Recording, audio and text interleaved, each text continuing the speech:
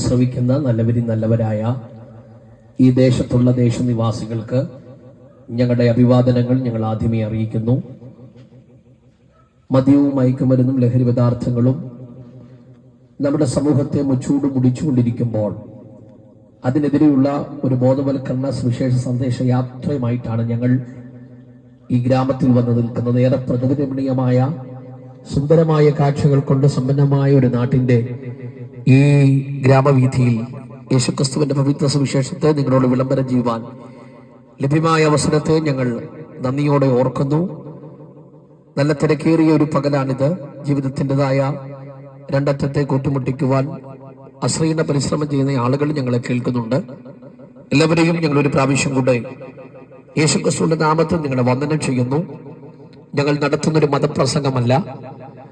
ഞങ്ങളുടെ മതമാണ് നല്ല മതം, നിങ്ങളുടെ മതം മോശം മതമാണെന്ന് പ്രസ്താവിക്കുവാൻ വന്നതല്ല. ഞങ്ങൾ ഒരു കാലഘട്ടത്തിൽ പാപത്തിന്റെ നീർച്ചുഴിയിൽ ഈണ്ടുപോയ ഞങ്ങളെ യേശുക്രിസ്തുവിന്റെ സനാതന വചനം ഞങ്ങളുടെ ജീവിതത്തെ രൂപാന്തരപ്പെടുത്തി. ഞങ്ങളുടെ കൂടെയുള്ള സഹോദരന്മാരൊക്കെ ഒരു കാലഘട്ടത്തിൽ മദ്യത്തിനും മയക്കുമരുന്നിനും ലഹരി പദാർത്ഥങ്ങളും ഒക്കെ ഉപയോഗിച്ച് വീട്ടുകാർക്ക് നാട്ടുകാർക്കൊക്കെ തലവേദനയായി പോലീസ് അധികാരികൾക്കൊക്കെ ഒരു കാലത്തൊക്കെ ഭീഷണിയായി നിന്ന ആളുകളാണ്. എന്നാൽ ഞങ്ങളെയൊക്കെ രൂപാന്തരപ്പെടുത്തിയ ഇവിടുത്തെ അഡിക്ഷൻ സെന്ററിനോ ഇവിടുത്തെ മറ്റു ആളുകൾക്കൊന്നും ഞങ്ങളെ മാറ്റം വരാതിരുന്നപ്പോൾ ഞങ്ങളുടെ ജീവിതത്തെ രൂപാന്തരപ്പെടുത്തിയ യേശുക്രിസ്തു എന്ന അതുല്യ വ്യക്തിത്വത്തെ ഈ ദേശത്തോടൊന്ന് വിളംബരം ചെയ്യുവാനാണ് ഞങ്ങൾ ഇവിടെ കടന്നു വന്നിരിക്കുന്നത്.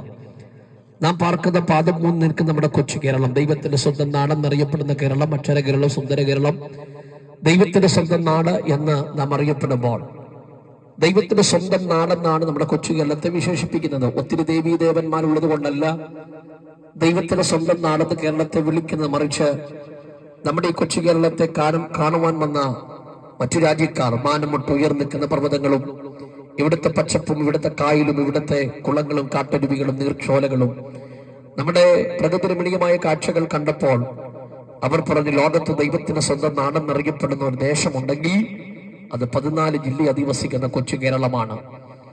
എന്നാൽ കേരളത്തിന്റെ സ്വന്തം നാടെന്നറിയപ്പെടുന്ന ദൈവത്തിന്റെ സ്വന്തം നാടെന്നറിയപ്പെടുന്ന ഈ കേരളത്തിൽ വർത്തമാന കാലത്തിലേക്ക് നാം എത്തി നോക്കുമ്പോൾ പത്രദൃശ്യ മാധ്യമങ്ങളിൽ നാം വീക്ഷിക്കുമ്പോൾ നമ്മൾ തന്നെ തലവെച്ച് അയ്യോ എന്ന് വെക്കുന്ന എത്രയോ സംഭവങ്ങളാണ് ഈ കഴിഞ്ഞ 2024 11-ാം മാസത്തിലേക്ക് എത്തി നിൽക്കുമ്പോൾ എത്രയോ വാർത്തകളാണ് വായിച്ചു തള്ളിയ ആളുകളാണ് നാം ഓരോരുത്തരും. നമ്മുടെ മനസ്സിനെ മുറിവേൽപ്പിക്കത്തക്കവണ്ണിൽ നമ്മുടെ മാനസിക നില പോലും ഭാരമാകത്തക്ക നിലയിൽ നമ്മുടെ ജീവിതത്തിന്റെ അകത്ത് ഒത്തിരി പ്രതിസന്ധികൾ വാർത്തകൾ കേട്ട് നമ്മൾ അനുഭവിച്ചിട്ടുണ്ട്. എന്താണ് ഇതിന്റെ പിന്നിലെ കാരണം? ഇവിടെ ദൈനംദിന ജീവിതത്തിൽ കൊലപാതകങ്ങൾ ഓരോ ദിവസവും നമ്മുടെ നാട്ടിൽ അരങ്ങേറുന്നു. കുടുംബ കോടതികൾക്കകത്ത് ഡൈവോഴ്സുകൾ അനുദിനം പെരുകുന്നു. മദ്യവും ലഹരി പദാർത്ഥങ്ങളുടെ ഉപയോഗം MDMA ഉൾപ്പെടെയുള്ള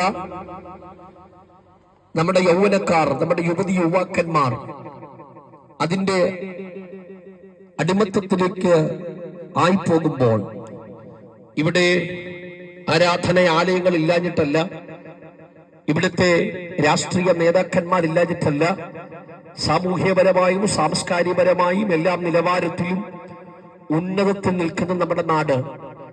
ഇവിടെ നല്ല ആചാര്യന്മാരുണ്ട്, നല്ല മത നേതാക്കന്മാരുണ്ട്, നല്ല ആചാര്യന്മാരുണ്ട്, ഒത്തിരി തീർത്ഥാടന കേന്ദ്രങ്ങളുണ്ട്, നല്ല പള്ളികളുണ്ട്, നല്ല അമ്പലങ്ങളുണ്ട്, മോസ്കുകളുണ്ട്. ഇതിനൊന്നും ഇവിടെ കുറവില്ല.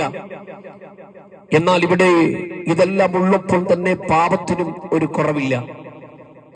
ഈ കഴിഞ്ഞ കാലങ്ങളിൽ നടന്ന സംഭവങ്ങളെ നമ്മളൊന്ന് ഇഴകീരി പരിശോധിച്ചാൽ ഇവിടെ കേരളത്തിൽ നടന്ന ഓരോ സംഭവങ്ങളുടെ പിന്നാമ്പുറത്തേക്ക് നാം ചെന്നാൽ നമുക്കറിയാം. ചില മാസങ്ങൾക്കപ്പുറം ഒരു നല്ല യൗവനക്കാരിയായ ഡോക്ടർ വന്ദന എന്നറിയപ്പെടുന്ന ഡോക്ടറിനെ ഒരു നരാധമൻ കൊന്നത് വാർത്ത നമ്മൾ കേട്ടതാണ്. ആ പ്രതിയെ പറ്റി അന്വേഷിക്കുമ്പോൾ ആ പ്രതി മദ്യലഹരിയിലായിരുന്നെന്നാണ് അറിയപ്പെടുന്നത്. അങ്ങനെ എത്രയെത്രയോ സംഭവങ്ങൾ. ഗോവിന്ദച്ചാമി എന്ന് പറഞ്ഞൊരു മനുഷ്യൻ, അരക്കൈയുള്ളൊരു മനുഷ്യൻ, വിവാഹം സ്വപ്നം കണ്ടുവരുന്നൊരു സഹോദരിയെ ട്രെയിനിൽ നിന്ന് തള്ളിയിട്ട് മാനഭംഗപ്പെടുത്തി കൊല ചെയ്ത വാർത്തകൾ കേരളം വായിച്ചതാണ്.